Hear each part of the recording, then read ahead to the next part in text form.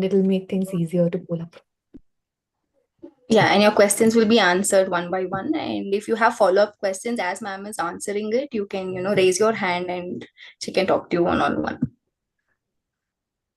Yeah, and I think at the start we anyways have time. So if you do have your questions, you can just raise your hand and just ask it. But in the meantime, also ensure that you are entering it in the chat box so that we are not missing out on anything. I And it think would be great if you can turn on your videos when you're asking your question at least, so that ma'am can look at you and answer you personally. Yes, live started, ma'am. Thank you, Akshay. Thanks so much, Veda and Harsha. And for the ones who have logged in already, I truly owe it to these two girls who have actually really built up this course from start and handheld me all through. So I really, the entire course credibility is totally dependent on these two girls. And I think we should also close with that. Right now, we have very few people who have joined. So thanks to everybody who's signed in early. I got to talk to Dr. Ajit and Sanjana right in the beginning. But yes, I think this interaction is also for us to see one another, have a direct one-to-one engagement. So I'd really like for each of you to take turns and maybe, Veda and Harsha, if you may start taking questions and we can start responding. So please, let's start. okay. Ma'am, I think Sanjana, she's also mentioned this in the form as well. She's very much interested in understanding the nutrition management for astronauts, like how they train their body to survive out of space, and anything that you've got about astronauts, basically. The only person I met recently in a conference was a scientist who basically works with ISRO, astronauts. And this gentleman was into strength and conditioning, and he was helping some of them in fitness. I wish I had the opportunity, but unfortunately, I don't. So, by what little we know, with what we hear say in the media to what we read in the newspapers. Obviously, when you go to space, there is a lack of gravity. So obviously, there is a loss of muscle mass and bone mineral density. This is the limited, from the media that I have assimilated. But I personally have not had the chance to work with any astronaut per se, and not in my work. Though I deal with a lot of athletes here, thankfully on Earth. So, but in a gist, yeah, I think in isolation, personally, if you ask me, not related only to astronauts, I lack that expertise, and I'm not the best one to comment on that. But here, when we work with athletes, I think in the broad theme of what we want to convey, you can never look at any one aspect in isolation. I think there is a requirement to correlate your because Sanjana, you are from the clinical background. As clinicians, what we do is, thankfully, I'm a registered dietitian, at least back then when the IDA, Indian Dietetics Association, was rolling out RD. Registered dietitians were the most tough exams to clear. The ones in my time, at least, I obviously passed out in 2001 undergrad. And then in 2003 is when I was doing my postgrad, and I was enrolled for doctoral studies, PhD, right then, exactly, in the same year. So when we studied for the RD exam, we were writing 10 4-hour exam, including 10 subjects. So it was quite intense. Actually, it's a very, very good exam because either you clear the exam or you don't clear the exam, meaning that you fail in paper one. Actually, paper one is more difficult because it has biochemistry. You either clear paper two, but you fail in biochemistry along with the other 4 subjects. You need to rewrite that exam totally. So coming from a clinical background is quite helpful, particularly when you work with athletes too, because like Dr. Ajit just mentioned, you will see, you will just see that. Yeah, how do I mute my phone? Give me 1 sec. I'm sorry for that. I've swapped phones and I'm just trying to figure this. Give me 1 sec. Oh dear.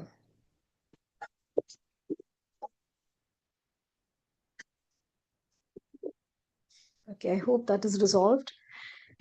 So what I was saying, Sanjana, is that you have to look at some kind of a integrated approach and never look at things in isolation. Working in tandem is always helpful. So with astronauts, I'm sorry, I don't have the expertise or I've worked with anybody where I can be able to shed light purely on their nutritional requirement. But like I said, lack of gravity to other aspects.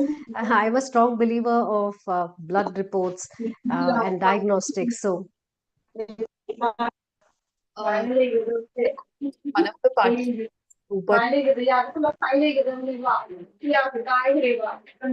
Chandra, if you can please mute yourself. Or Akshay sir, can you just mute if you have the option? Yes, done, ma'am. Done. Yes, thank you, sir. all right, great. Sanjana, I hope I've been able to at least respond to that query, whatever little I knew. Yeah, but blood diagnosis is very important. So you can evaluate certain nutritional deficiencies, like we kind of do pre-competition training for athletes. Addressing low iron store, or say in vegetarian athletes where we look at low B12. It's really not going to help in the pre-competition season when you're nearing the event. So what you really need to do is address some of these, because once you're in space, you're there. So I'm sure it's never just alone a protein or a calcium or a vitamin D. I think you have to in totality look at the nutritional status of that astronaut, address some of these concerns, elevate their nutritional status before they head out. Because really what matters is the optimal health, even before you can look at intervention in terms of, say, addressing a concern. But if you can look at keeping their status high, then you always stand to gain, I'm sure, either on Earth or otherwise. Ma'am, actually, why I had got this question is because they, as you know, they also have to train their body to survive in space, as you rightly said, right? And there might be some strength and conditioning, some amount, some specific physical activity which would be told for them to carry out, because they need to train their body well. So from that aspect, actually, I got this doubt, which I was very curious. But thank you for answering my doubt, ma'am. Welcome. Hi, everybody. For the ones who are joining in late, thanks to a few who have your camera turned on. I see a I have few one of question, you. ma'am. Hi, very good afternoon. Hi, Navreet. ma'am. Hi, good afternoon. Yeah, can I say my question? Oh, yeah, go ahead. Actually, ma'am, I have like my two daughters, they are playing tennis every day. I have just this question that how routinely, because one of the my elder daughter is a teenage girl. So the question is how routinely and how many blood parameters they are to be checked for an adolescent teenage girl athlete. Oh dear. Okay. Now, we cannot just say which ones, right? I generally in my practice I'd like to do a full profile, which means that we're not looking at any one single test in isolation.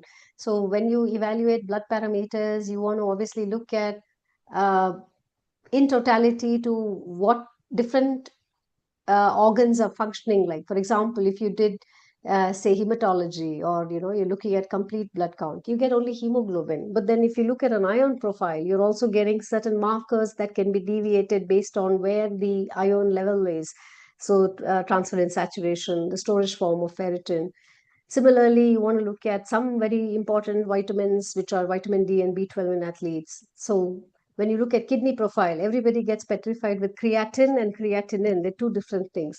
So when you look at kidney markers, you want to really look at, again, certain other parameters as urea, blood urea nitrogen, okay? Also certain muscle breakdown markers, creatine phosphokinase. So we can't say that you want to look at only one test, but ideally depends on what is the requirement. Are they menstruating? Are they in the peak season? Yeah, Is the yeah, training load very high? Mhm. Obviously, you have to look at all of these in sync to what is the expectation. Like, for example, I don't know, this is purely my thought.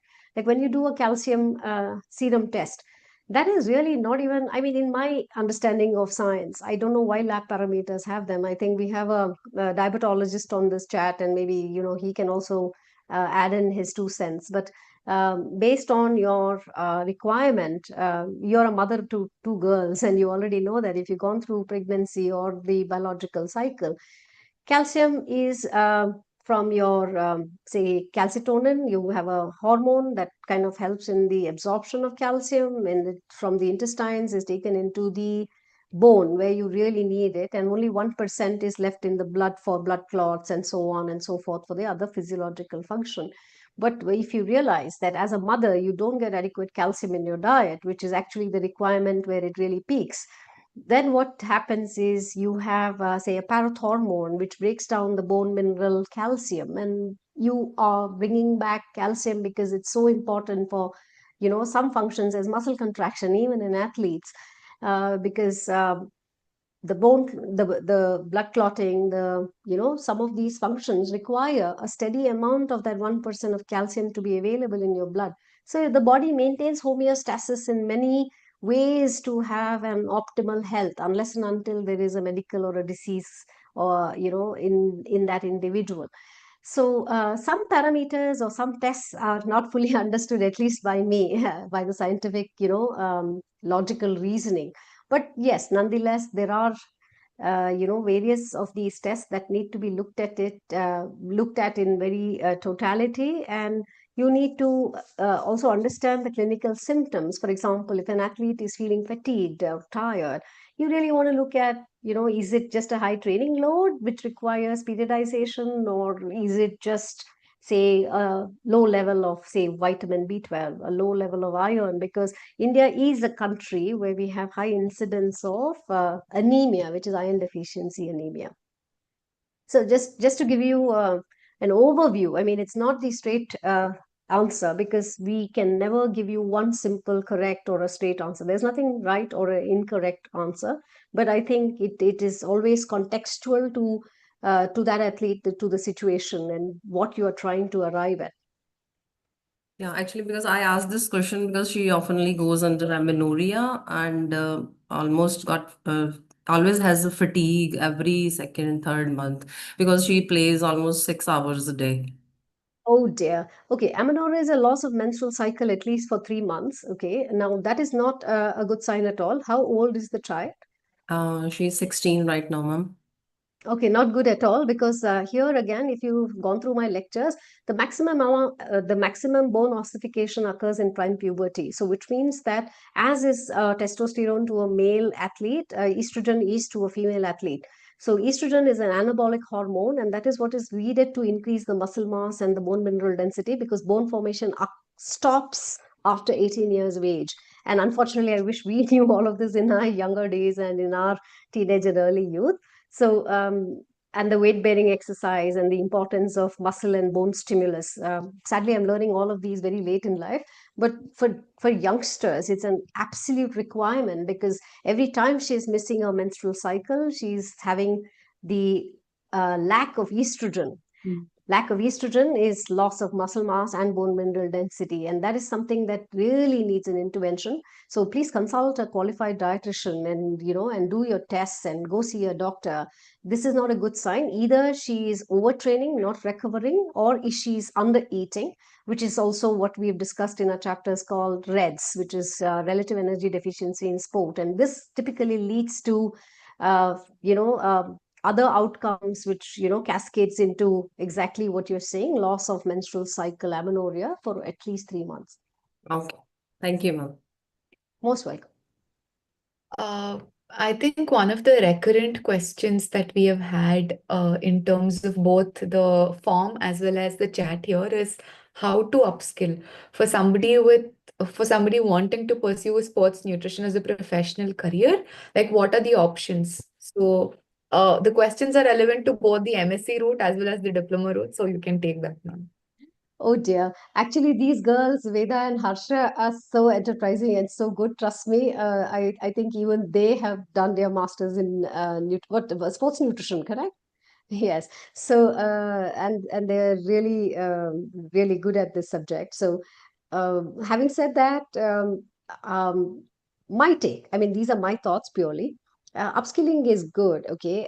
Particularly what is happening in nutrition, sports nutrition, and we have several different subject domains that come into and spill into this field. And what unfortunately happens is they don't call themselves sports dietitian. Thankfully, in India, outside of India, there have to be strict legal guidelines to calling themselves a dietitian.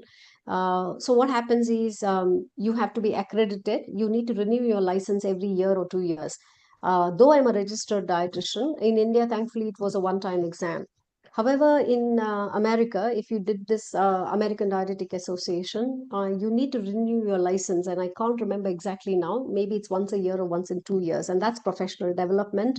To retain your license, you need to study again, clear the exam, and only then your license is renewed.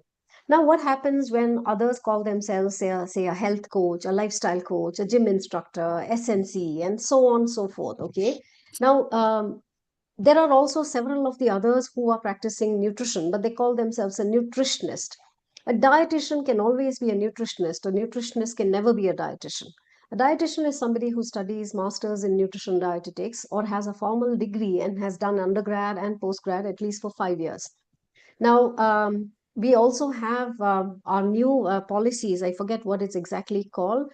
They're trying to streamline all of this so there is respect and clear boundaries to who can practice dietetics. Now, the Allied Health, Act or something that came into picture, which is finally being rolled out. Now, if you'd like to upskill, one is I'm glad you did the NPTEL, but you can't call yourself a dietitian or a nutritionist by this, though we have covered vast and diverse, subjects and topics, which is quite versatile, I would say, considering it's just a 20-hour program and we've got over 40 videos. We've tried to keep it integrated, and I hope that you do reckon or you will agree with what I'm trying to say, that it is maybe because it's also my baby, I may be partial, but I think it's quite a good course we put together with a lot of concepts. Trust me, what you would probably cover in 2 years of a postgrad, we have every theme and topic covered in this course. But upskilling, again, diploma can be a one-year program. Like I have a postgraduate diploma from the International Olympic Committee. I studied sports nutrition. Outside of India, a diploma, actually the duration is for 2 years, but they call it a diploma. In India, you have courses that run over 6 months to a year, and that is also called diploma in India. So it's a little confusing, or there's ambiguity in the way we call it diploma. Now, if you would like a formal degree, I would really suggest that you really kind of outweigh your investment to benefits to what your outcomes will be and what are the cons of practicing nutrition. I understand I'm in Bangalore and my fee is extremely, extremely reasonable, even considering what I do with over 20, almost 23. This March, I complete 23 years of work, which means that I have at least 6-7 degrees or more. And I've always spent a lot of money, particularly I've paid for it in dollars, pounds, because most of my course is from UK. I had a course from Monash, Australia. So, of course, Olympics was paid in pounds. So it becomes very, very expensive. So you have to also understand, and particularly I'm a very self-made lady. So you really have to see what is your resource and how can you strategize or plan your study material or your investment towards this, and what is your outcome. I know from the time that I joined the industry, nearly 23, that is, I don't know, maybe what, yeah, 22 years ago. When I joined, my salary was rupees 7,000, and nutrition dietetics was a very underappreciated course. Despite doing an RD, thankfully I never worked in the hospital, but I don't know, when I called off my PhD, I just wanted to pursue registered dietitian. So I know that I'm giving you a slightly elaborated response, but I hope it gives you clarity on what is that you would like to, carve a niche for yourself. Currently, the remuneration for nutrition dietetics has improved, and I'm sure it's at least 10 times more now, or close to that ballpark point. So the salary or the starting range can be obviously at least 5 times more or even better. But having said that, it takes a lot of experience and effort to set up your practice. Not everybody can go solo and start off on their own. Me, with all these years of experience, I really don't look at starting a company or having a bunch of junior dietitians or nutritionists running my company, or I do not intend to scale. And that is my calling, and I'm fine with that, because what you do as a teacher, an academician, is something else. But if you're young and you want to pursue this, you have to look at where will your the fee come from. If you're looking at a good program outside of India, and that diploma will typically be for 2 years, I highly recommend for you to take them. There are education loans available. When 2008, the IOC started a sports nutrition program, and I heard about it for the first time in 2010 when I was doing a honors or a certification program in exercise and sports nutrition. I could never even think of having 3 lakh rupees because honestly, I didn't have it then. But I somehow failed to realize that, oh, I could have raised a loan, which is definitely possible. But however, when I thought of doing it years later, the fee had almost doubled. And it was £5,250, and today the pound value is only increasing. So you really have to keep that in mind. How if you have someone else pay your fee, good for you. If you cannot, I also know several dietitians self-made like me. I worked as a school teacher, and I paid my fee in installments and part where it was comfortable for me to raise that kind of money based on my own ability and salary. So yeah, there's a bit of planning that you can do, and I'd urge for you to do a 2-year program, or at least now with NEP, National Education Policy, we know that 1-year programs are also recognized. But if you do it from a university, the only reason I personally don't offer courses on my own, because who's Geeta? If I said I'm a sports dietitian, I hold an Olympics degree, join Geeta's program, do this for 2 months, and you can only pay a small amount of nominal fee, would that matter?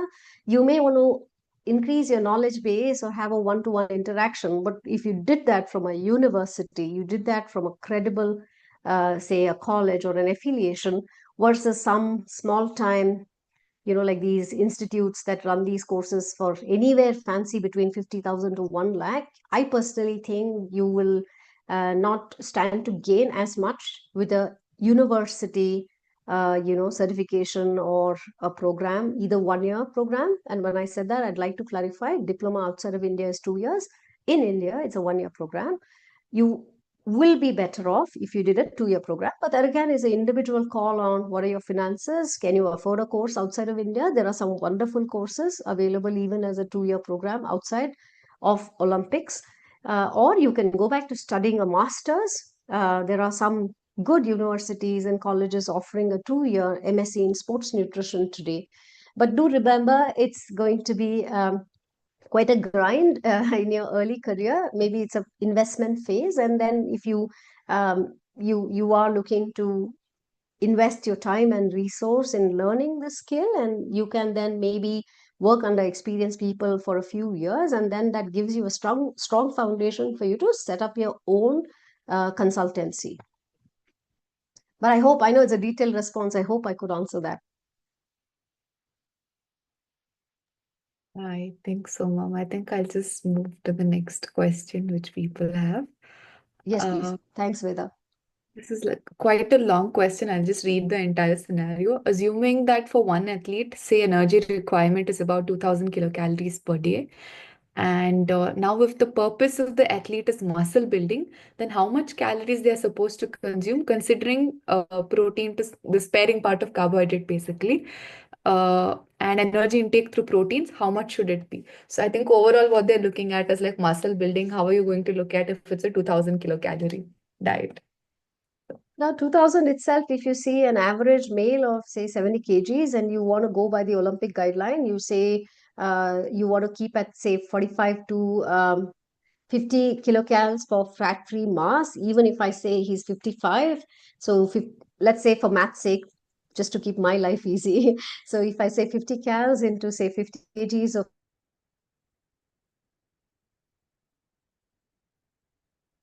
5 is 2,500 calories. By the way, 2,000 is a little less because the misconception or the myth here is that I have a lot of athletes who come to me in off season. Unfortunately, they gain weight or they gain fat mass.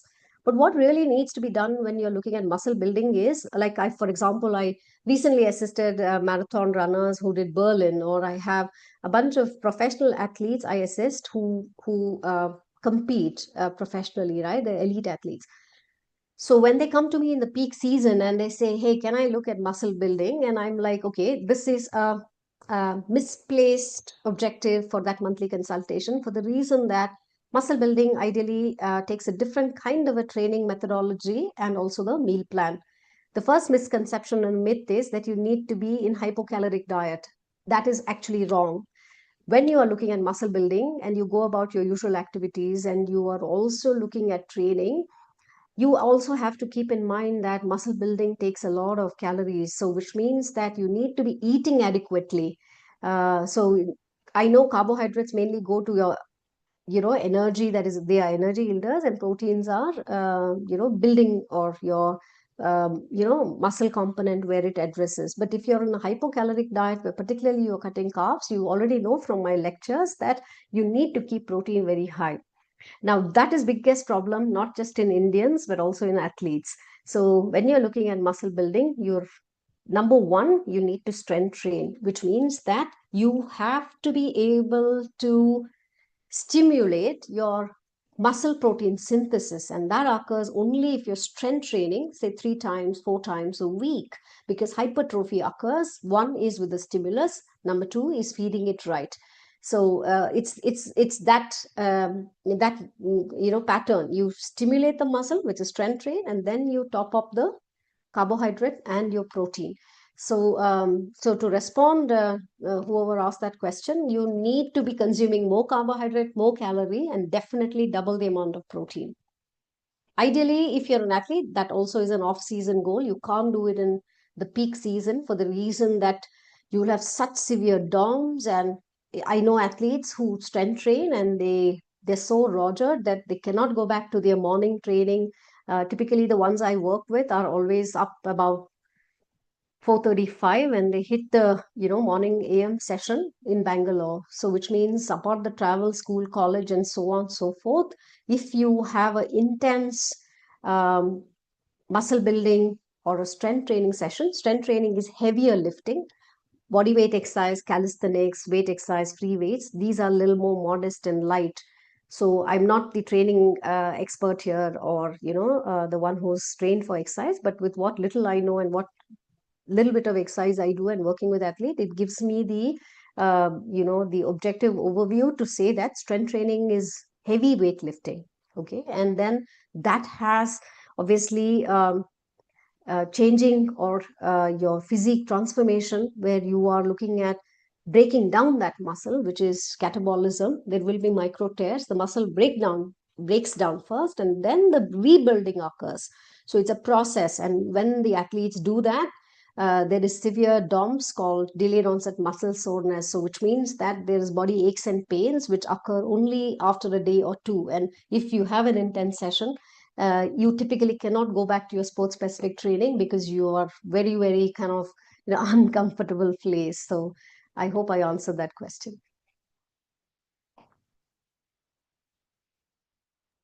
I think next question, it's in two parts. I think one part you've already addressed about like how to go about learning sports nutrition. Second part is like how do we learn to interpret and read blood work better? Oh dear. Okay. I think you just have to keep reading more and more blood work. So I think the only way that you get better at is by practicing. And ideally, if you are from the medical background or you're a clinician, which means you work in the hospital setup, that gives you a better analogy. Now, let me give you one or two examples in my personal or private practice where I have had the chance. I see elevated B12, which is serum B12. And it is not the active form of B12 that is available inside the cell. Now, in one particular distance swimmer, I would always see elevated B12, and I would supplement that, and I'd do the necessary intervention. But I was wondering then, even when I took her off the supplement protocol, why it kept it stayed elevated. So this is very fascinating because based on the body reading, I mean, the body's requirement, because in endurance athletes, there is a requirement. Sometimes these happen to be also pseudo reading. So I'm not saying that, I'm giving this as an analogy or an example here only, okay, just to clarify. It's interesting for you to understand. One is the lab value. For example, if you do the vitamin D test, which is a total D3, you will see that 30 ng per ml is a normal ballpark point. And I have several athletes who come back to me and say, hey, look, I mean, I'm a parent, I've read this, the child's value is perfectly all right, it's 30 ng per ml. Why do I have to use a vitamin D supplement? And we as clinicians, as registered dietitians, we are also allowed to give you those supplements. Now, for me, I'm fighting a battle with that parent just to convince them as to what the Olympic guidelines is. And an athlete needs to stay 80 to 100 ng per ml. And day by day, the range only seems to be increasing, and up to 250 is normal. You'd never get toxic. I mean, it's not going to cause toxicity. So what happens here is the ambiguity of the lab range of the value versus what we really want for an athlete. Because if the athlete is going to be training harder, there is going to be exercise-induced oxidative stress. Sometimes with higher training load, there is going to be inflammation, inflammation is a good thing because there are training adaptations that occur due to that. But however, what happens is when there is a chronic inflammation, when there's a high load, when there's a lot of competitions involved, there's a lot of air travel involved, the immune function falls. So vitamin D is not just getting used for musculoskeletal health, right? Now, yesterday was, or 2 days ago, was World Mental Health Day. And World Mental Health Day is not about one day, right? It's about every day. You need to show up every day wherever you are. Now, vitamin D is not just required for your muscles, for your bone formation and ossification. Today we know from the data that, the way you feel, your mood, your emotions is also controlled by vitamin D. Now, vitamin D also is extremely important for the reason that your immune function is totally, upheld by the vitamin D status. So if there is inflammation, if there's infection, there is a poor immune function, vitamin D is also getting used up extra to kind of fight that inflammation, lower that inflammation. So I think here we really, as clinicians or as sports dietitians, we need to ensure to see that what is the clinical symptom, where is that athlete's level, and blood tests can become very expensive because every time you do these tests, it does cost a few hundreds, and based on where you do it, an NABL accredited lab, a decent value, anywhere between 1,000-1,500 is where one test costs. So unless the athlete or the client has the funds for retesting them, because and most importantly, these parameters don't change overnight because they're very, very long haul. You need to be patient and you need to have the intervention. So reading blood tests is kind of very, very complicated, be it some pseudo reading as an athlete does a blood test after a rigorous exercise, and I will see elevated bilirubin, I will see elevated, say, blood urea nitrogen or some muscle breakdown markers, and say LDH, CPK. But then these may not actually be a concern. But you look at a good rest or a recovery protocol. Rest is not training, but recovery, more importantly, like I always have athletes ask, somebody just bounces back, does 3 sessions a day and is ready to gear for the next session. Whereas somebody else may take maybe say couple of days to recoup, and that again is, I think, a pure genetic endowment. So I think with blood tests, it's very fascinating to do your own research, correlate what is that athlete background, and also to understand not what is the lab range, but understanding the guidelines to athlete, what are the guidelines for athletes, which really help sports dietitians as us to kind of help keep dissipating the knowledge and to reiterate the same education again and again. And we come from a place as educators where we want to convey to the parent community, to the athletic community, that what are the latest guidelines, what are the scientific latest literature, papers calling, and then doing your own research, reading on PubMed, Google Scholar to, you have dime a dozen Scopus. I mean, you have to read some research papers, not which is dated 1997, but going back to understanding the latest updates on, what is correlating. I mean, do not read .com sites, please, or definitely not these bros who educate you on Instagram.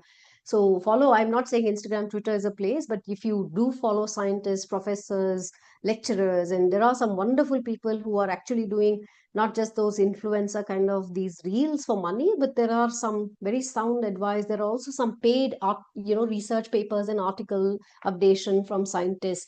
So if you have the money, please go ahead and enroll for one of those paid versions of some of these educative papers or research updates.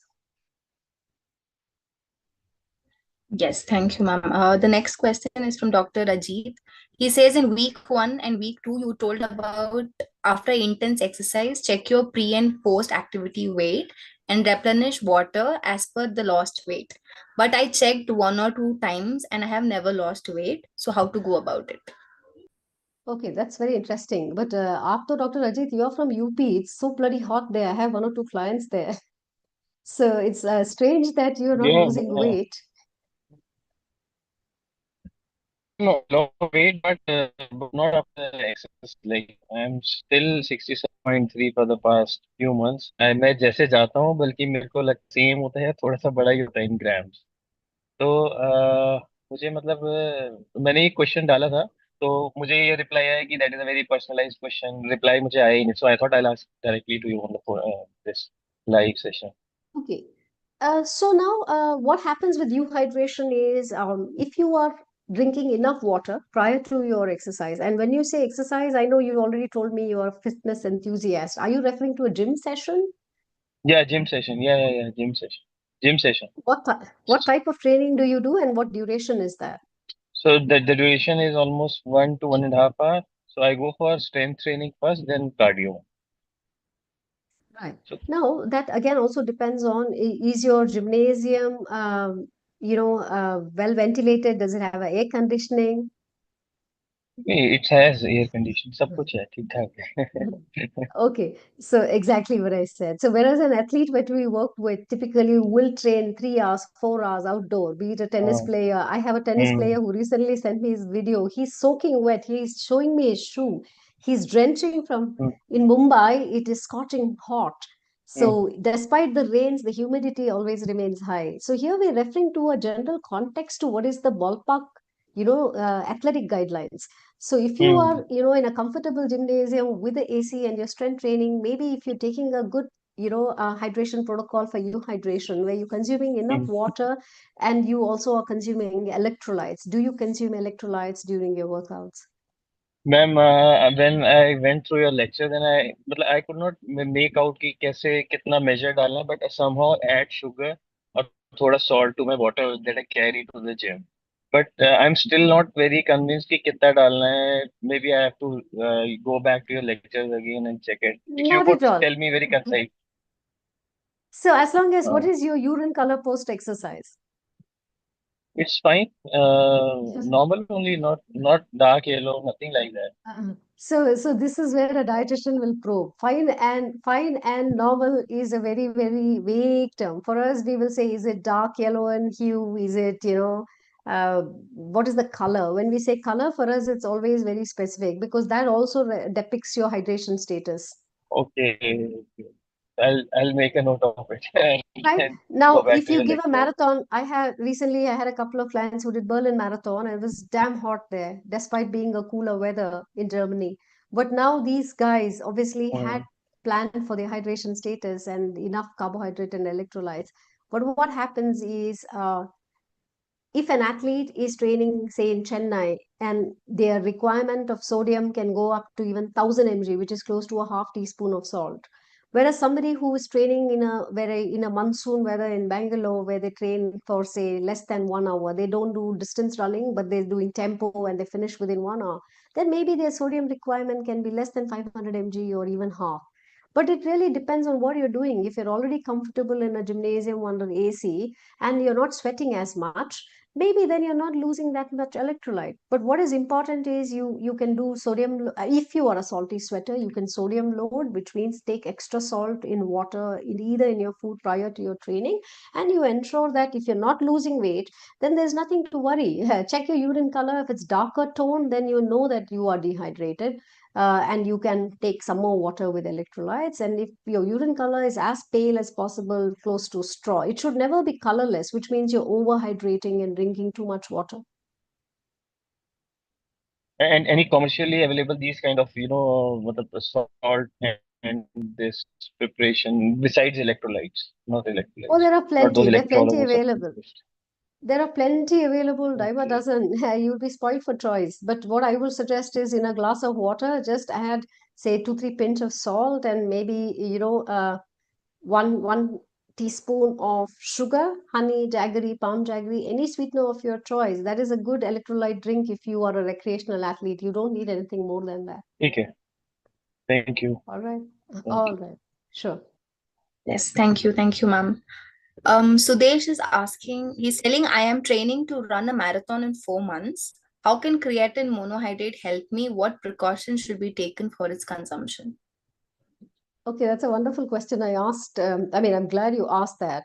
I personally like to use creatine monohydrate. Today, you have a purer version of it called CreaPure. I don't know if you heard of that. Now, that's an interesting question. Endurance athletes who train more than 1.5 hours, do they need creatine? Yes, no. Can we have some show of hands, some response? I don't know who else runs or does cardio, does endurance, or even an athlete for that matter. A swimmer who trains 2 hours is also working for endurance. Can we have some show of hands, responses? Come on, guys. How many people are there? All right. Thank you. So we have some 2, 3 guys who are already responding. Is that right? We have 2, 3 people. All right, wonderful. So creatine actually is known to give you extra power to improve your workout, and that lasts for less than 10 days. That lasts for less than 10 seconds. So if creatine is used to give you power only for 10 seconds, for an endurance athlete who works out, say, 2, 3 hours, we know marathon runners on an average can do anywhere between 3.5 to 4 hours. So will an endurance athlete as a marathon runner need creatine monohydrate? In my opinion, I will say yes, for the reason that creatine not only fuels workout, which lasts for, say, sprinting sessions for 10 seconds, in team sports, in athletes, in athletics, in javelin throw, and even, say, swimmers who sprint 50 meters, it is fabulous. But what happens in marathon running is that it can, we have research articles to say that even in the moments where you need, even in triathlon, in those cycling sprints, or when they really need to go uphill, when you need that power, creatine can help regenerate the ATP. So it's useful. And more importantly, creatine is an antioxidant. It enhances the cognitive ability, right? And there's so much work that is coming up now to the fore about how it is important for cognition or your brain function. So what you need to do is, I personally don't believe in the loading phase. You don't need that. It's a very outdated protocol. You can just consume creatine, in smaller doses, regularly, because the amount for it to build up into the muscle is long uh, consumption. I mean, consumption for a longer duration. So keep that in mind, and I think it's absolutely safe to use.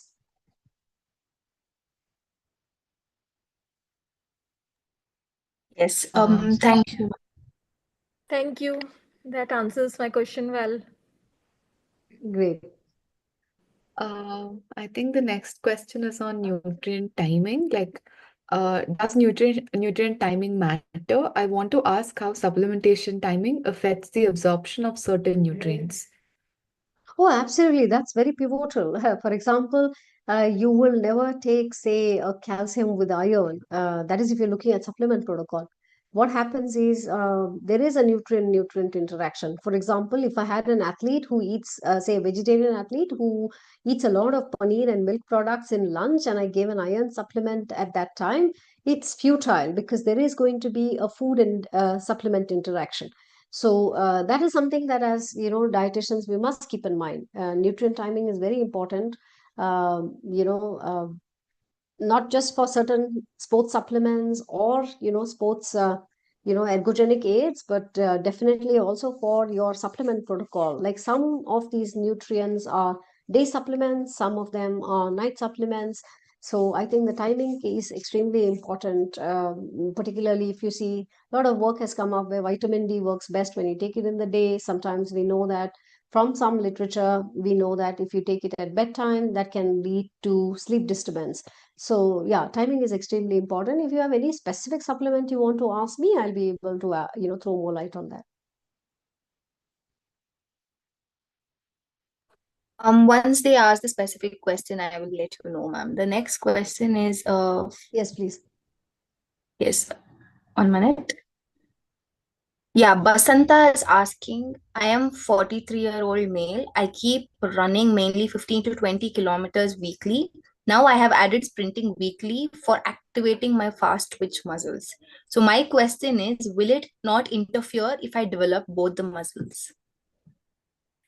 We know from training adaptation, that's a very interesting question, Harsha. Yeah. So we know that, genetically you are endowed with either slow and fast twitch, type A, type 2. But what really happens is with consistent and prolonged training, you can develop endurance, and you can train your muscles. So, but based on the type of work you're doing, for example, if you want to pursue running and you need to do that for longer distance, the slow twitch muscles is what really you want to activate, right? So and you can't really say I am born with this type of a muscle unless and until you do a genetic test and you know for sure what you're endowed with or what you're born with. But from the research papers, we know that from training adaptations and training longer, you can move from fast to slow with improving of endurance, which you stand to gain if you're a runner.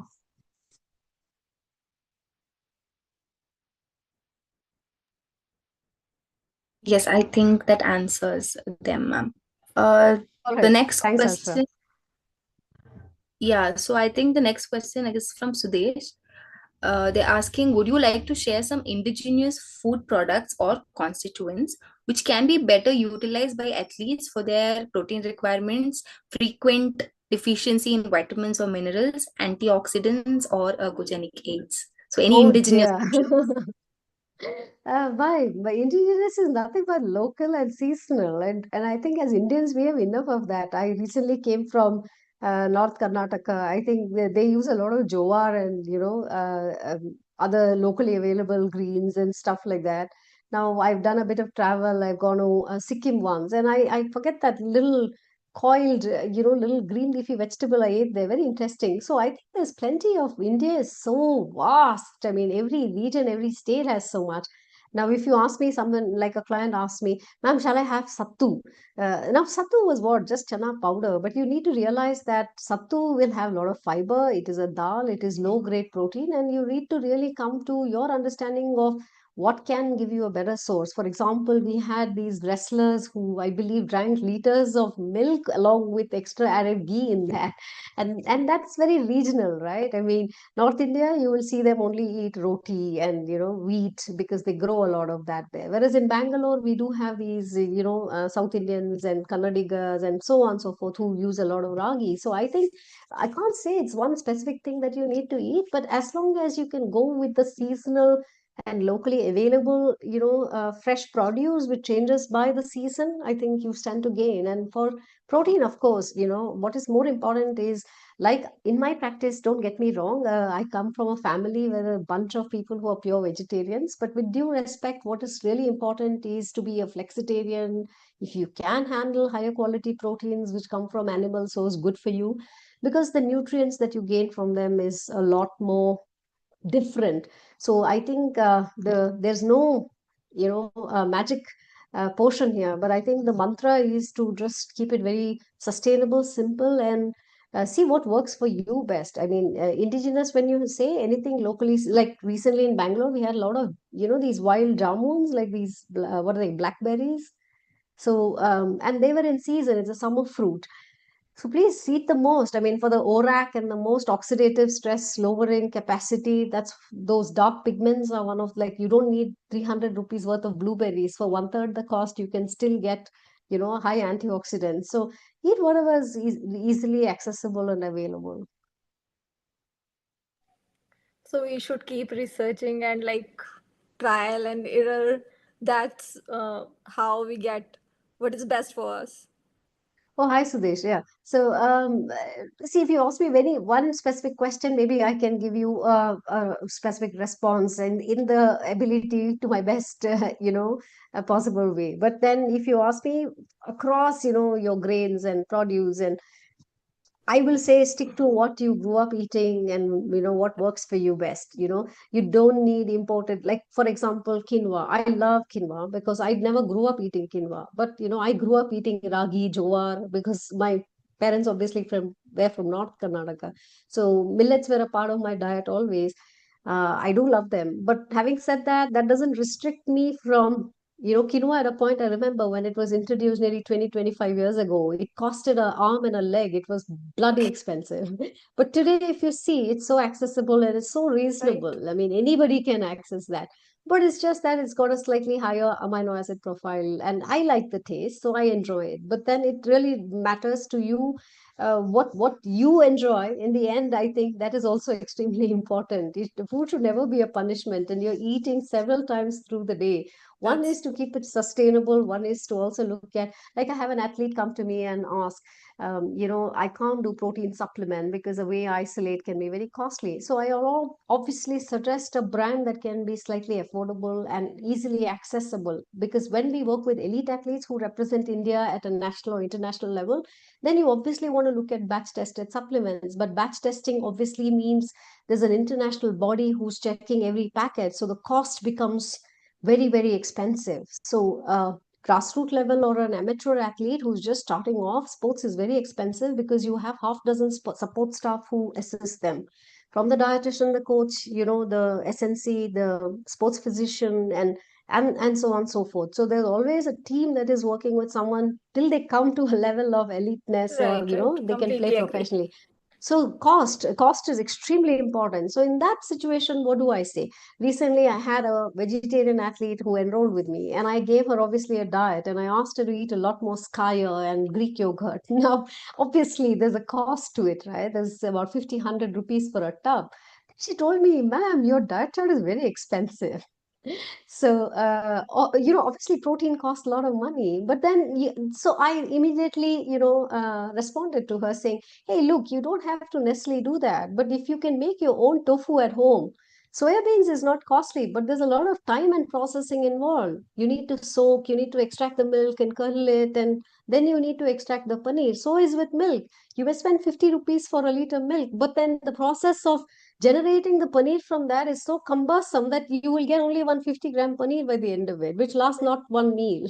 So you can eat soya chunks, you can eat soy granules. That's also very, very high protein at a very small amount of, very, very inexpensive, affordable, easily accessible protein, which is defatted, it's processed, its anti-nutritional properties lowered. So, I mean, there are ways you can still make it economical or accessible in terms of the costing. But budget is also something as dietitians we have to keep in mind.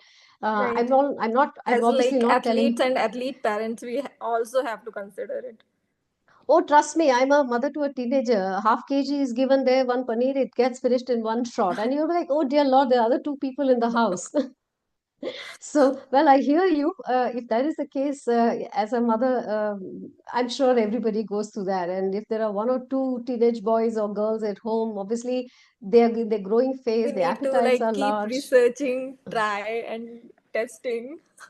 Oh, yes, absolutely. I'm not saying that, consuming high quality food is, reasonable. There is a cost to it. I'm not denying that at all. But there are ways, like for example, if an athlete could even eat just eggs, which is so economical, and you can still meet your One of the requirement best easily. like source of protein for teenagers.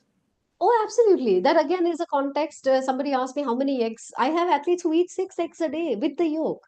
And I sometimes give some athletes or clients just 1 or 2 eggs, which means that there's only one yolk or 2 yolks. They ask me, should I not eat the yolk? Now that again depends on culturally and the background too. Is there a family history? What is the cholesterol or the lipid profile of that athlete? You know, and cholesterol itself is good because your male hormone testosterone is generated from cholesterol. Your vitamin D Do we is need to, generated from cholesterol. ma'am, do we need to worry about cholesterol for teenager athletes as well? See, that's exactly what I'm trying to say. That it really depends on what is the genetic endowment, what is the family history, where do you stand? Are you vegetarian? If you're vegetarian and there's no other source of cholesterol, the liver anyway generates up to 2000 mg cholesterol in a day because cholesterol itself is needed for digestion of fats, for formation of vitamin D. Those who are having problems with low vitamin D, please address your consumption of good fats in the diet, including having a decent amount of cholesterol. Because, and a male who wants to elevate his testosterone and muscle mass has to first address that he has good cholesterol, right? I mean, one is the HDL, which is high density, the other is the LDL, but that's a context again to see, are you overweight? Are you just an athlete or just an individual who's working? What is your age? And so on, so forth. Are you a non-vegetarian who also consumes cholesterol from other sources as red meat and prawns and so on? If you then don't have to worry. No, I was just giving you a context because there's never a straight clear answer when you Right, direct a not an question. instant list. Right, you have to look at it in tandem to see uh, what is the prescription going to be. And in young teenagers, cholesterol is really not a concern. But however, what happens is, when an individual in their late 40s or in their middle age has concerns, honestly, it's not the problem what happened in 40s. It's also going back 2 decades earlier, what they did in their early adulthood, and their lifestyle. So I think eating healthy and exercising should be a part of everybody's lifestyle, in my opinion. It can't be like anyway, any quantity we can give, however they like. Yes, do the blood tests routinely. Check some of these portfolios. It always helps to know where the numbers are. And then going by your family And history, which I already cholesterol can mentioned. be a concern if a teenager, a child is overweight. Oh, yes, that is one thing. But also understanding, in older adults, when we do bioelectrical impedance and body composition, we also try and correlate where is the fat. If it's visceral fat in the abdomen, that's not a good thing. Now, cholesterol in youngsters, like I already said, I think what it will happen to transpire later in life, I think that is also important. That But starts in teenage itself. sometimes, yes, because all of the etiology of these health conditions, obviously, you have to look at dating it backwards to see what your Right. culture was. And sometimes cholesterol is harmless in the fact that it's familial, meaning that there are clients who I see who are as tall as a coconut tree and lanky and lean, but they'll have high cholesterol. So, which means familial cholesterol is there is a genetic endowment for you to have dyslipidemia, higher cholesterol. What is more important is also correlating the parameters of the high density lipoprotein, which is heart healthy, versus the LDL, which is low density lipoprotein, which is not so favorable for heart health. But importantly, everybody obsesses about fat. Nobody understands the amount of carbs they're eating. It's the triglycerides and the sugar that feeds the cholesterol. So that's something which, like qualified dietitian or sports physician only tell us and give right feedback.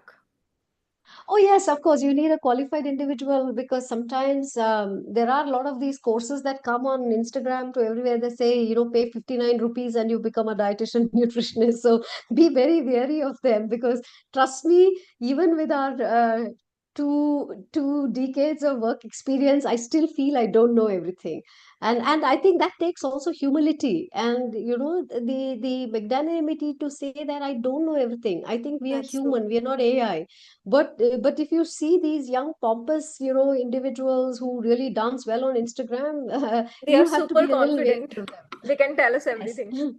Yes, you have to be very wary of these 50 rupees courses, and read a blood report and Because trust me, despite all these years of experience and being so well read and versatile, we always, never give a blanket statement. And it's important to understand when a client says, hey, can you give me a diet advice, when they see me at a social gathering or during a walk.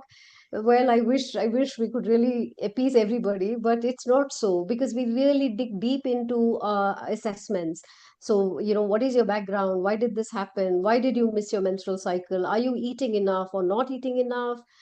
Which means that, is your training load high? Are you not recovering? What is happening with your, workouts? So, I mean, you really have to understand, is there a eating disorder? Do you have a concern with body image? Why are you eating less, and why is that leading to loss of menstruation, right? I mean, you have to really dissect and dig deep and go into the data to be able to arrive at some scientific prescription. True. No instant answers. Great. Thanks for those questions. Thanks So a lot. Thanks a lot. Yes, thank you, ma'am. There are a few questions on YouTube as well, and I think I'll combine three questions asked by the same person. Mr. Hitesh is asking if someone from an engineering background can join this course. The And NPTEL, yes, of course, he's already joined this course, isn't he? How is he in this live?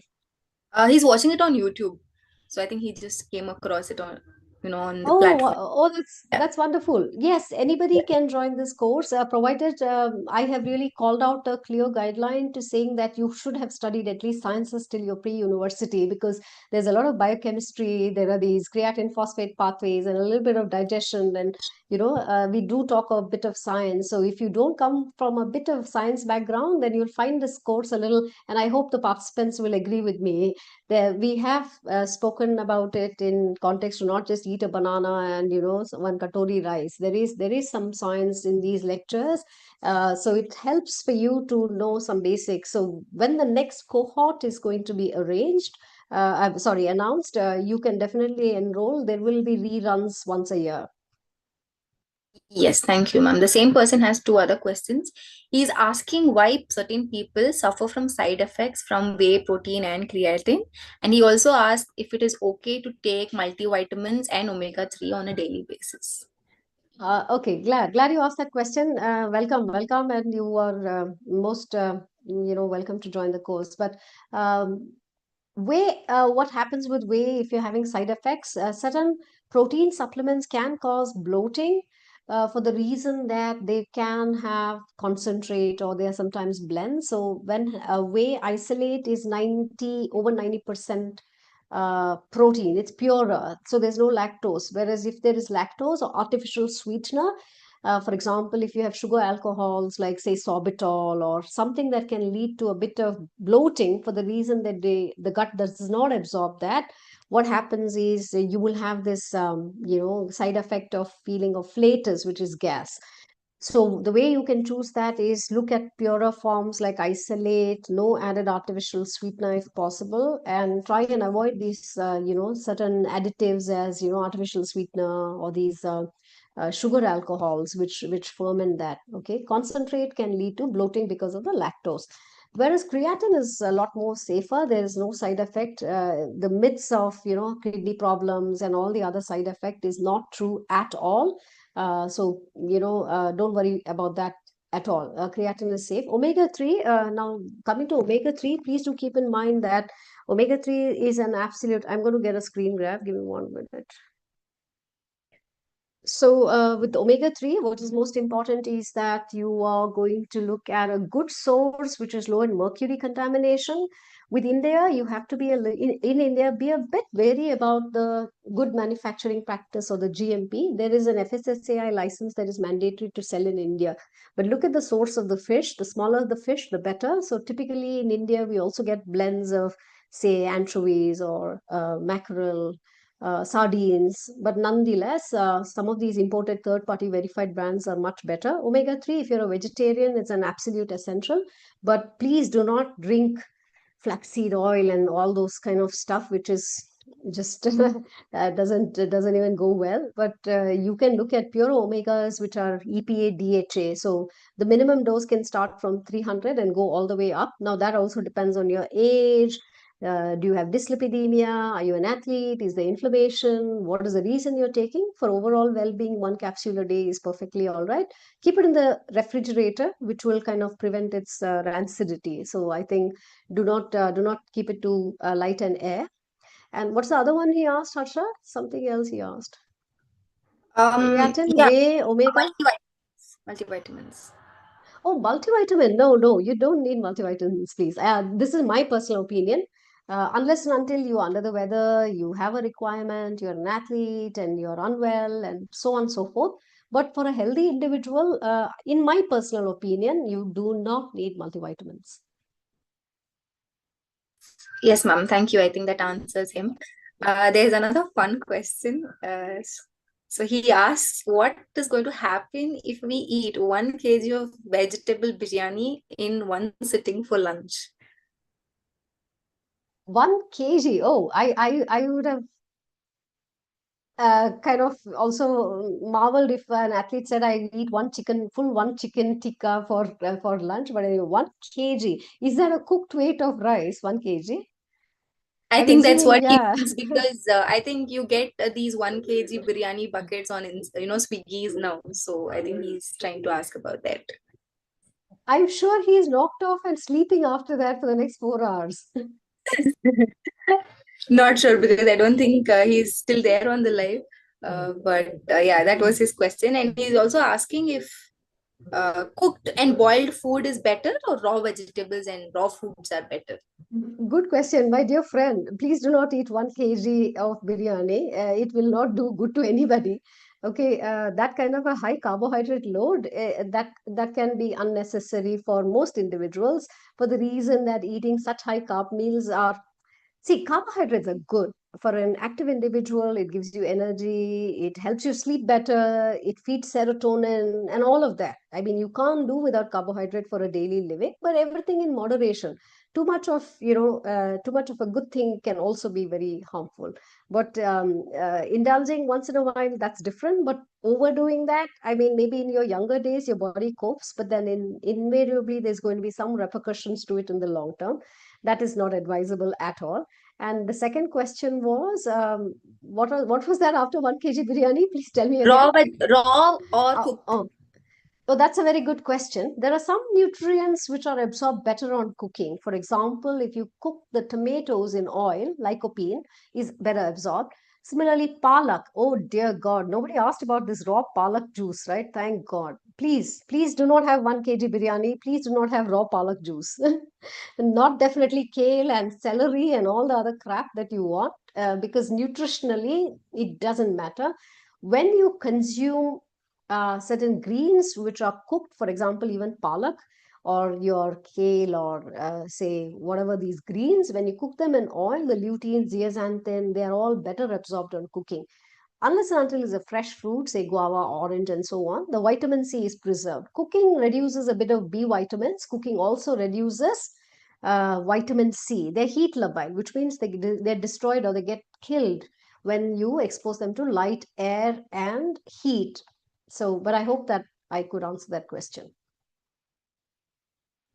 Yes, ma'am. Thank you. We are done with questions on YouTube now, as of now. So we'll come back to the questions on Zoom. Okay, Yeah. thank you so much, Harsha. Yes. I think the next question that we have is from Nitish. How can we access mitochondrial efficiency? Like some with higher fat percentage around 35 to 40% or with age greater than 30. So that's the question. And in active individuals or professionals with chronic fatigue, what's the practical way to assess mitochondrial efficiency beyond VO2 max? Are there any Oh dear God. markers or that we rely on, and how to approach in that way? Because some may lose motivation if things do not settle according to the expectations. So that's the question. Okay, my dear friend, have you enrolled into any courses that look at mitochondrial functioning? That is $1 million question.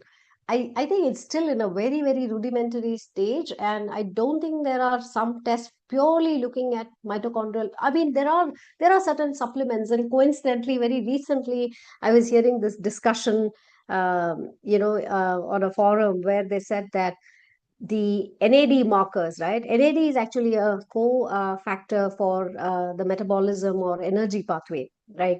Now, in the mitochondria, I just talked of the B12, right? For example, a serum B12 is not an active B12. So it's interesting to and very fascinating even for a practicing dietitian as me to see how these, tests are getting there. There's an evolved methodology for testing and these diagnostic, how they're changing. So I'm sure there are some markers that we can look at at a cellular level where we have certain biomarkers that can highlight how these blood tests can help us gauge the metabolic health. Uh, and one example is this, what I just told you about serum B12 versus, actually it's a farce because a water soluble vitamin, right? But at a cellular level, interestingly, when I overheard this discussion to say of how L-carnitine is basically a fat carrier. It's like a vehicle that takes the long chain fatty acids and puts it inside the mitochondria for fatty acids oxidation, which is basically what happens in endurance athletes where we're looking at fat burning, right? But certain markers, when they said that even the NAD precursors, NMN, and so on and so forth, which are so pompous and popular for athletes as a supplement. What is the actual bioavailability, viability? I think that is $1 billion question. A lot of studies also that come up, and I think it's so interesting for everybody to understand these animal studies really not necessarily correlate to human population studies. Clinical, I mean, I was enrolled for doctoral studies, right? I was doing my PhD. Trust me, the reason I called off my PhD was that I didn't have funds. You need to, I was silly and young and immature.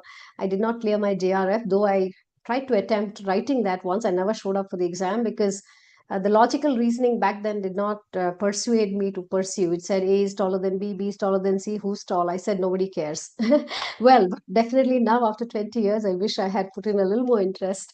So our education system is a little complicated. So to arrive at doing a JRF, you need to write a lot of subjects, which is not really related to nutrition alone, but you need to do a whole lot of other subjects too. So having said that, today with evolution, we are looking at some of these parameters that probably may give us some insights to metabolic health, and but it's, I think, still very, very rudimentary, and understanding how this can be a more reliable way to diagnose and to interpret data will take us some time. So is similar with gut microbiome, with genetic testing. At a point, I remember a few years earlier on, genetic testing was a rage, and the prices went up to about 1 lakh rupees when it came into the market. Everybody was like, so in awe of what happened. And now, if you see, it just died its death, and I think it's still not fully interpreted and understood. So if you know better than me, I'd love to hear your thoughts, Nitesh, on what is your take to this interesting question on understanding metabolic health, and if there are really reliable markers to evaluate.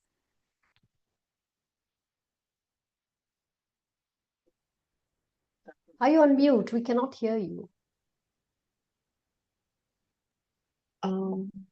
I think Harsha had a follow-up question for that, the next one. Yeah, he also has another question. He's also asked about athletes who are on and off with their training. Can you hear me? You too. Hi, Nitesh. Yeah, we can hear you. Go on. Harsha will let him take the question directly. Yes, ma'am. All right, dear. Yes, Nitesh. Are you there?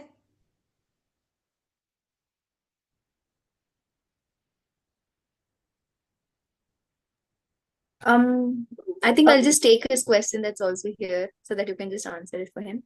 Yeah, so he's asking about athletes who are on and off with their training due to personal or seasonal reasons.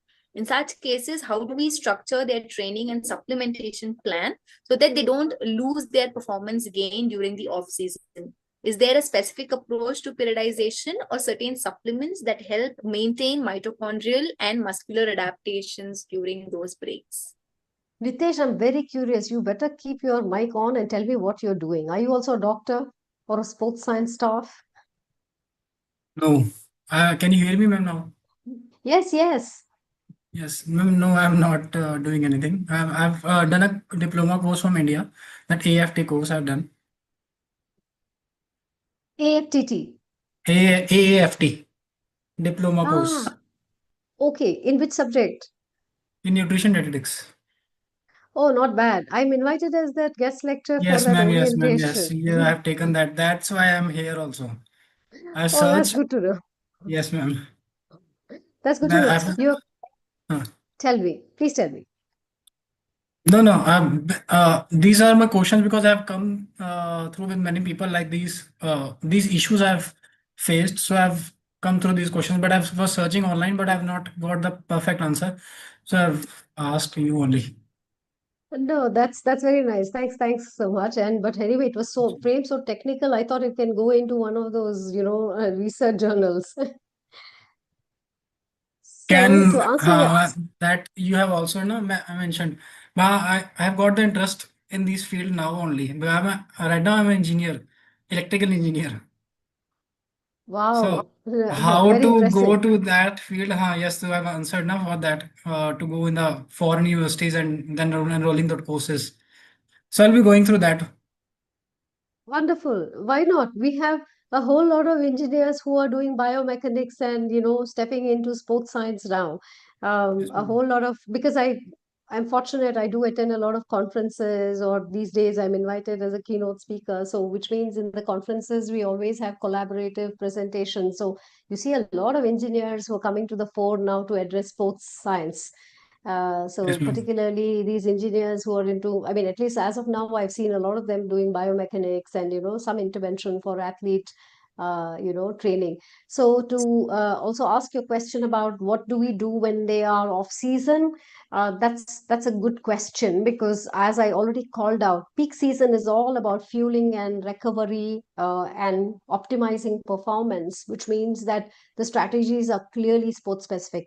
So off season is where you want to look at training adaptations, lowering the fat mass, lowering, your body weight, and increasing your muscles. And obviously that those are the times that you want to look at. Or even in a peak season, you need to have training periodization where you are looking at strength training, and then you have a recovery session, then sports specific training and adequate rest days. Otherwise, you will not be able to sustain that performance, because there will be side effects to injuries. And overtraining, typically in India, at least with the athletes we work with, the biggest concern we see is overuse injuries, and then they're off the season. And unfortunately, I recently, we had the swimming nationals, right? I had one or two swimmers who had, or I don't know if it's the overstrain just at the peak of the season, when they have certain, tendonitis or scapular strain, and then immediately what happens is they will not be able to compete. So the entire year what they're getting towards this event is totally, taken a back seat, because once you can't move, there's nothing much you can do. You're on painkillers, and then WADA NADA has certain guidelines, what's allowed, what is not allowed. So you can't take everything.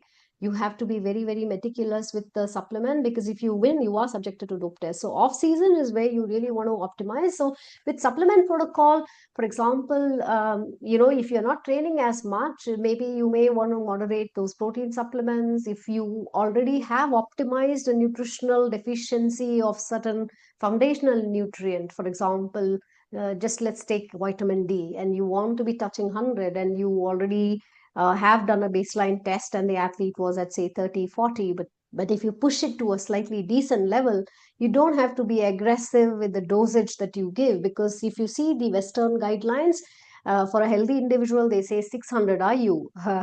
That's absolutely inadequate in my practice and opinion. You need to, because the values do not elevate or rise overnight, which means that you need to be very sustained to the intervention, and you may have to periodically evaluate, because orally how much of it can get absorbed, right? You can do say maybe 20-30%. Again, bioavailability is very individual, which means that someone can really amplify their level double, and you see the same another athlete in a similar swimming or in a same sport may not optimize, and that's complicated. So like I told you, is it the immune function, is it inflammation, is it the nutrient combination that you're offering, do they take it in the morning, do they take good fats with their food, and so on so forth. So this is where we keep educating. So if you think that you met the goal of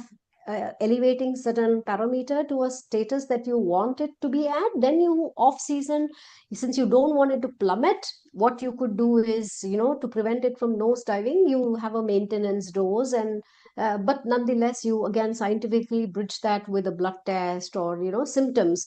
How are you recovering? Aches, pains, immune function, do you catch a cold often, and so on so forth. In the clinical practice, how we interrogate for our consultations and meetings, and actually the process is lengthy, and that's why, at least in my case, my consultations really last very, very long, because I'm also a one lady show and I don't have junior dietitian. So when I work with one athlete, obviously it takes me a lot of effort and time to finish all the assessments, and because there's such detailed interrogation. Ma'am, do you know about Rishabh Pant? How he recovered and how that case for him was that? Because he Oh, is I wish now I excelling in great way that earlier that accident have happened. Now, what he had did in that case.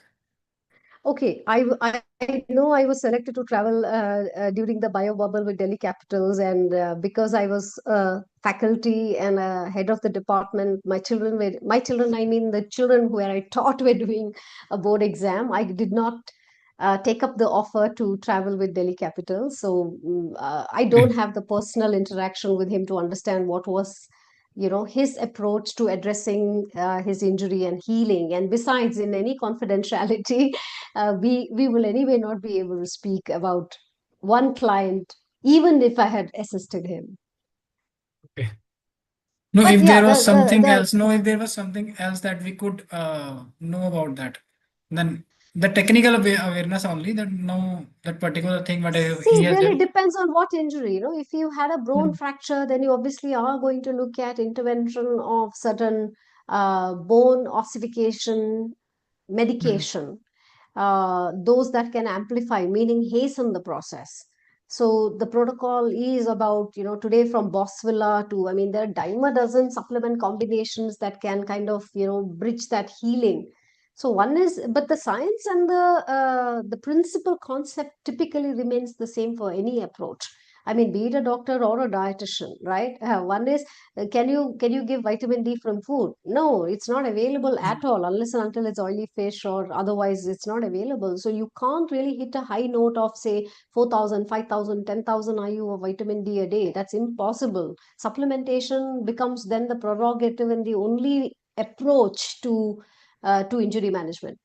So yeah, the principle remains the same for any of these based on the type of injury. If it's a ligament injury, it's a head concussion, it's a concussion is head actually, or it's a bone, and or any of that. So then the rehab, right? If you see in the lectures we have talked of, protect, which is that is price, protect, rest, ice, elevate, recovery. I mean, these methodologies are going to be followed, and of course there's going to be SNCs involved, there's going to be physiotherapists, sports physiotherapists involved. So the healing and the rehab process, they have to follow the protocol. And I think also time driven, right? Now if you say that he's doing yes, well, but ma'am. I'm sure it's taken him 2 years to get here. Yes, yes, yes. Absolutely. Mm. So it's not overnight.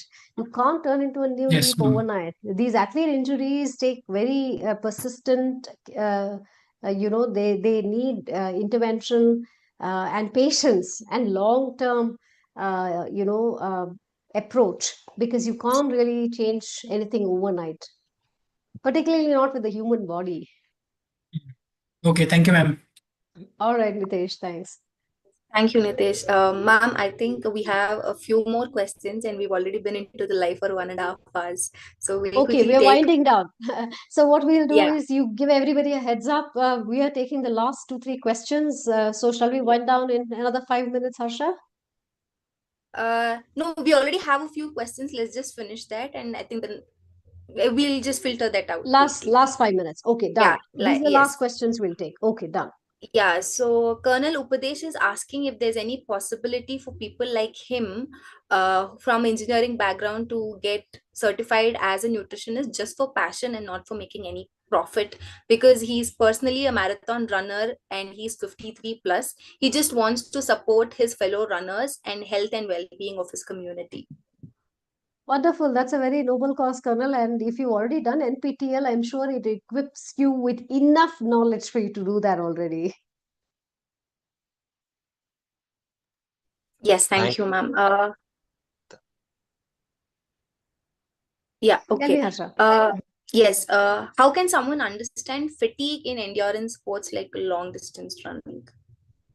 Oh, yes. I recently have a new enrollment, and this gentleman also did an endurance event and is unable to recover. Whereas the other two who were already my previous clients are doing perfectly all right. So, yes, if you do not address the foundational requirement, endurance sport and marathon running is an inflammatory sport.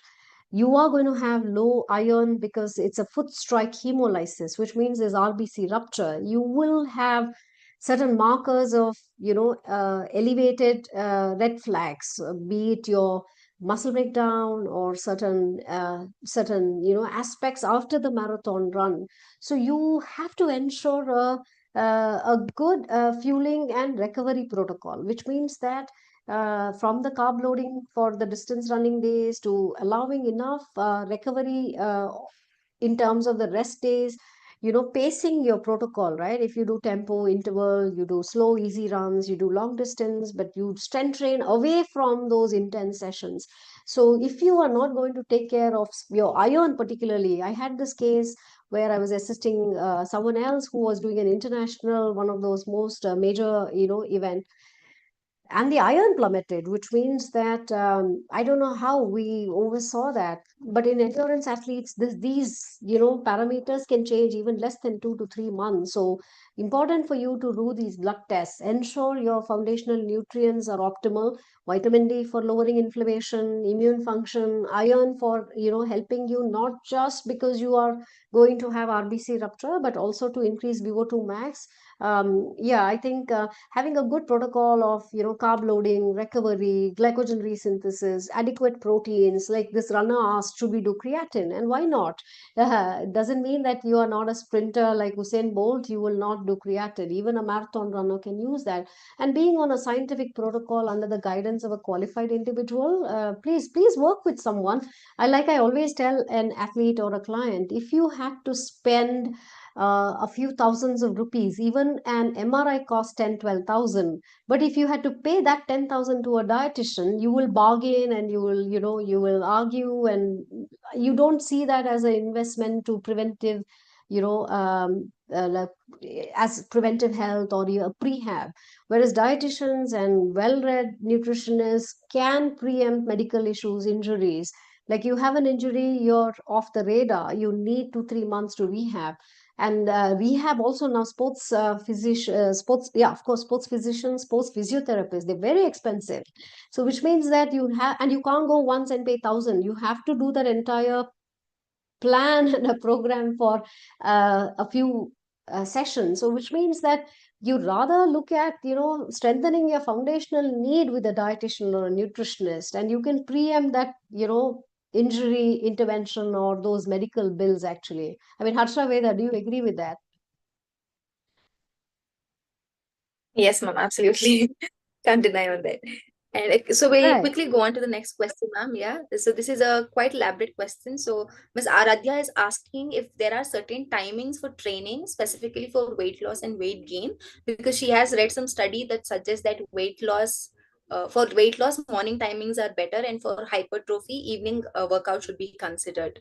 And she also asked if there is any relationship between the circadian rhythm and the body's biological clock with working out, and how Oh, sleep this affects was weight. this was such a wonderful question. I wish we had the time. But to answer this, ideally you work out when is best for you and you can optimize your time. But having said that, working in the day is better because certain HIIT or cardio increases ghrelin or your metabolic rate. So if you're, I have some athletes who work out at 9 in the night, 10 in the night, but what happens then is you have a high carb meal, it suppresses growth hormone, insulin surge, your metabolic rate is so high, you're not going to sleep all through the night. I mean, or rather you're going to fall asleep much later in the night, which means that again there's a sleep disturbance. You rather maintain the circadian rhythm and the day night cycle. So if you can exercise prior to dusk, which means in the day, whenever possible, you stand to gain for the physiological reasons. Yes, ma'am. Thank you. Dr. Geetanjali is a dentist by profession, and she's curious to know if there's any practical reference book that she can go through. Practical sports nutrition. I know that from Olympics we used to follow a few textbooks that were given to us as a part of our curriculum. But offhand, I'm not very sure if we have a practical applied sports nutrition book yet. Veda, Harsha, you have any insights? Any inputs for that? Not something that is giving us complete practical implications. Right. Yeah. think That's It's something that actually books which is comes actually pretty good is edited by someone called Bilai Campbell, and it comes from CRC Press. So it's a pretty nice book to get like an overall overview, ma'am. Like basic sports nutrition, nothing applied. I follow him on Instagram and he's amazing. He'll always have these Q&As. And I remember at a point I was this ardent follower who'd respond to every females will burn, say, extra 2 calories if they did this rep. I'd be like, yes, no, no. And yeah, he's very good. I mean, yeah, you can follow some of these scientists online, and actually you don't need a textbook. I think these days, at least with our practice, we hardly find the time to read textbooks. Trust me, there's so much, evolved dynamics. Every day there's some new update. Somebody says, work out fasted, and then you have guidelines for female athletes, do not work out fasted. So it's ever evolving. Ma'am, Hi. myself, Dr. Geetanjali. That was my question. Actually, I wanted to ask, like, are there any short duration courses for me to do to get recognized as a nutritionist and practice it along with Yes. my dentistry? Yeah, we have courses from SAI, Sports Authority of India, Patiala. They're, I think, doing a 1-year diploma course. We have ASFNS is doing a 6 months program. Earlier, Ramachandra University used to do a 6 months program. I'm not very sure if they have that yet.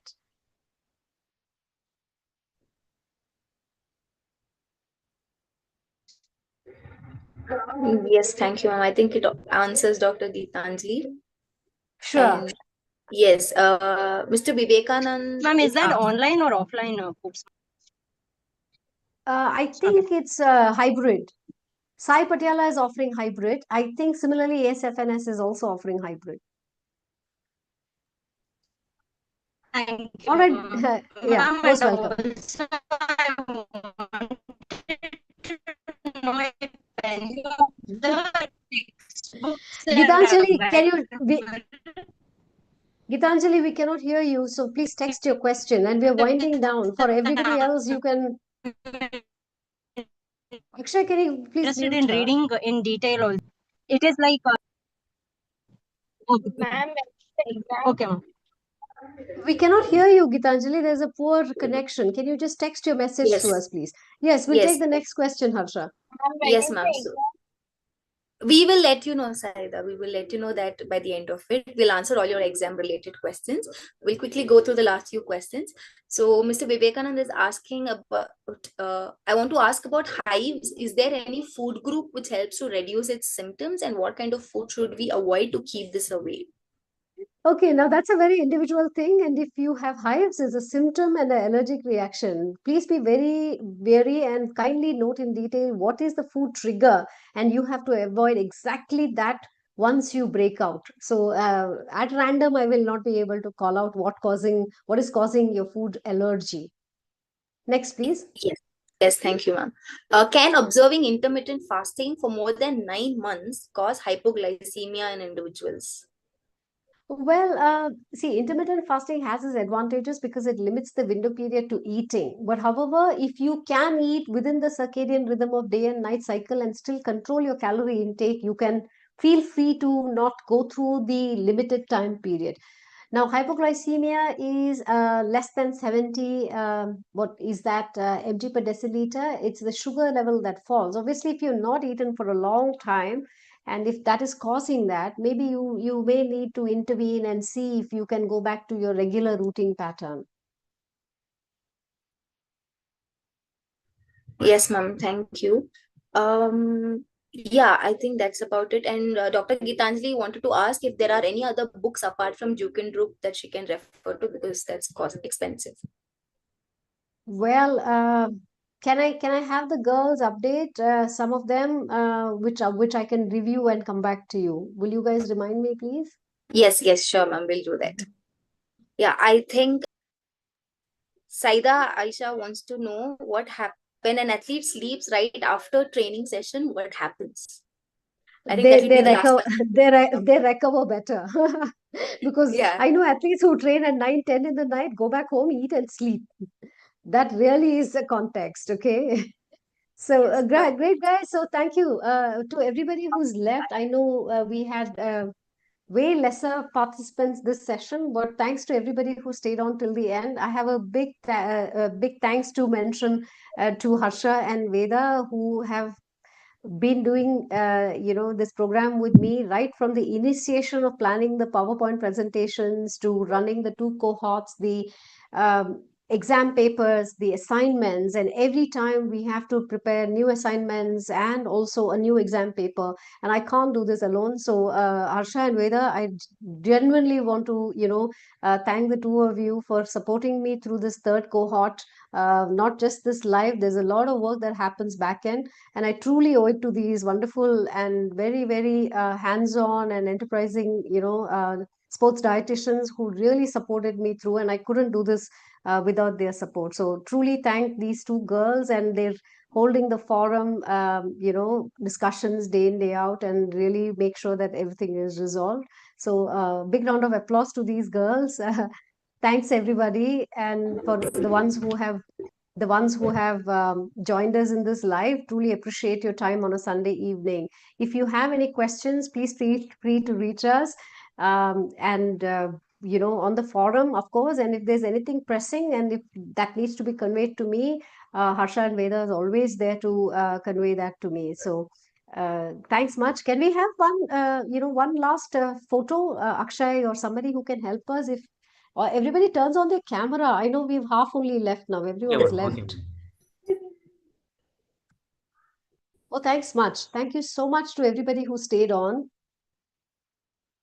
Really appreciate. Just 1 minute, ma'am. Just 1 minute. Okay, Akshay.